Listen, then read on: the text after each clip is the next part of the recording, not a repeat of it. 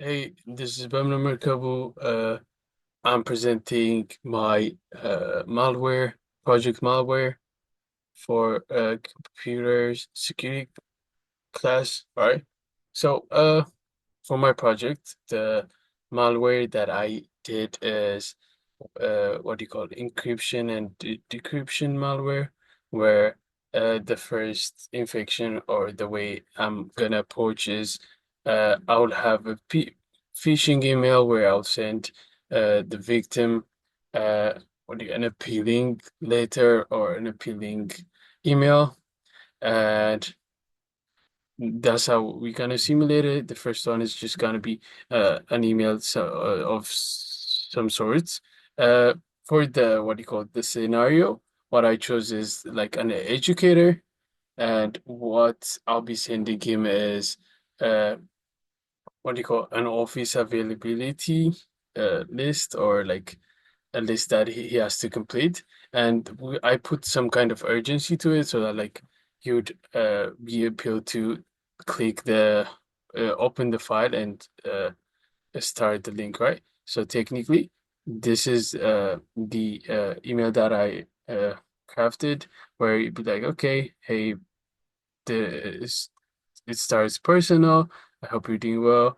And to finalize like the assignment of his assignments, you need to immediately click the link where you need to fill out the availability, what do you call availability sheet, right?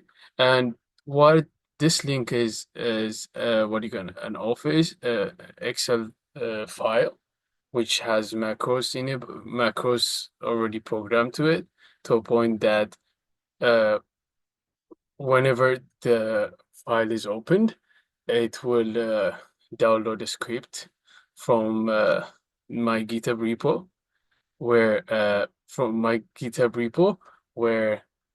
it will what do you call encrypt all the specific directories that I'm targeting. So when I click the link, I will head on to uh, my Google Drive, where I will download the file just like that, and boom, on our downloads here I got the office assignment fall 2024 uh what do you call it, document that I just sent my victim, right? So what we gonna do is uh we just gonna open it, and this is our test, just to start with. This is our test directory that I created, uh so that like uh I'll show how it can encrypt or not. This is our first test case, test one, and this is gonna be the second test case. And yeah, these are the files within the test directory that we're targeting. And our what do you call directory is located in uh what do you call in local disk C, public downloads and tests. The reason I chose this directory is most of what do you call most of uh, computers will have C directory, and the public one is not like mostly restricted, and that's where like people would mostly store their data. And you would go to public, and usually after people download their what do you call specific data, they don't go out of trouble taking it out of that directory and putting it somewhere else. So due to that, that's why I'm targeting this specific place, right? Then what I'm trying to do is to decrypt whatever is in the test directory. Uh, and this is already pre-programmed in the what do you call in the macro within that is embedded within the Excel sheet that I just downloaded. And just to give a little bit more overview, this is the file structure that we just saw. This is gonna be our text one, and this is gonna be our text two. where we can see like whenever it's gonna be encrypted or not. And uh, for my monitoring, I went up here. Yeah, I went up here and started our what do you call monitoring script where it kind of see oversees the specific directory that we targeting. I mean, we can widen the scope and do the whole disk, but for our test cases, I think this is quite enough uh, so that like we can track whatever is being deleted, how many files at a time are being accessed and etc. So yeah, the next thing that we're gonna be paying attention to is how our files gonna be encrypted and how we're gonna decrypt them. And for like use cases or like for easy test test case, I already made the what do you call the secret key to be what do you call to be created in that directory. And in the real world, I would withhold that information till my ransom needs are met. But for now, I'm just gonna create it here whenever the office what do you call the Excel yeah file is created. So without further ado, let's just start the Excel. So in my if I was the what do you call it, the educator, I'll just open it, thinking that it is a normal it is a normal like Excel, right?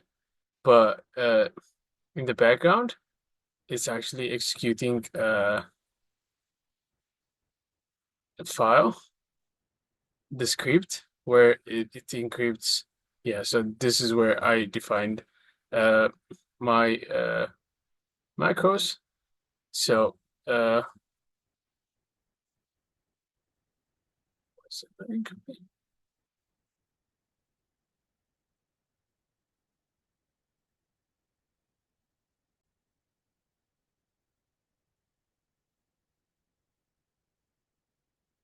So whenever we open the file, thinking that it's actually like a real record, let's say the uh in- instructor is filling up his information. But in the meantime, in the background, the macro was running to a point that I can say that the encryption process already have started. So if you come over here and I say here, you can say you can see that what do you call uh you can see over here that settings.py that was not there kind of appeared where we downloaded it from the GitHub repo through the macro code that we embedded in the Excel. And when the setting gets executed, we came up with what do you call a secret key after we what do you call after we encrypted the files, uh, the files within the directories. Those are, if you open the file test1, test2, it's not gonna look like what we, how we left them before.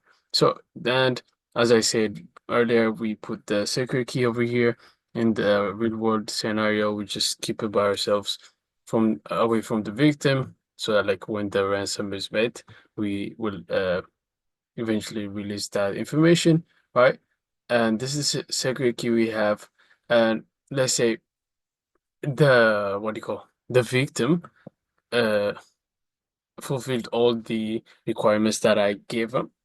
At that point, what I'll do is send them the decryption what do you call decryption module as I would like to call it, which is this one that I already have it in this directory for test purposes, right? And what I'll tell them is either to run it or just embed another what do you call embed another Excel file and send it to them so that like it runs the decryption process with the secret key we have.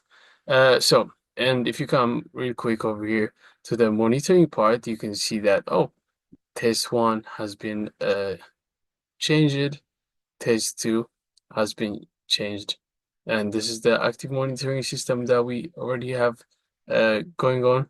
It checks like whether file has been created or deleted, and also checks like how many files are being accessed to just give a warning as an alert for the person who's monitoring it. And they say, okay, uh, at this point, our test one and test two, the files for the victim are already like what do you call uh are already being is already encrypted. But out after he meets my requirement, I'll send him the decryption what do you call module where let's say we execute the module either with the macro or manually, doesn't really matter. So let's say decrypt, right? So here you'll have some kind of instruction where you say, oh, okay, uh to decrypt your files, please follow the instruction below, enter the decryption key. The decryption key would be this one that I give the victim, right? Then you just copy it, paste it. This is like in the form of hexadecimal. Uh, oh, when you hit the decrypt, say decrypting files, decryption complete. All encrypted files are now have been restored. So when we come here now, we're gonna find the what do you call the file that just as we left it. So using AES encryption method and some macro to embed our code to download these malicious uh, file so that it can be executed, and actively monitoring it through like a simple Python script that uses what do you call Watchman library, uh, no watchdog library. We can easily monitor what's going on, what files are being created, and also mitigate. So for my mitigation, what I did is to see whenever this kind of suspicious activities happen, then to suspend that specific process or to um, terminate it.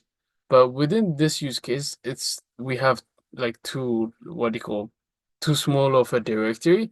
It wouldn't take that long, so that by the time it what do you call by the time the monitoring system catches it, and when it triggers the mitigation, it's already done. In that way, I wouldn't be able to what do you call show you, but the mitigation process is already running as well, as you can even see it in the code base. Yeah, so this is pretty much my whole work. Uh, Sometimes the what do you call the macro is buggy. In that time, either check whether you didn't allow your macro on, or check whether you disabled your what do you- defender or any type of antivirus. Yeah. Thank you for listening. Appreciate it.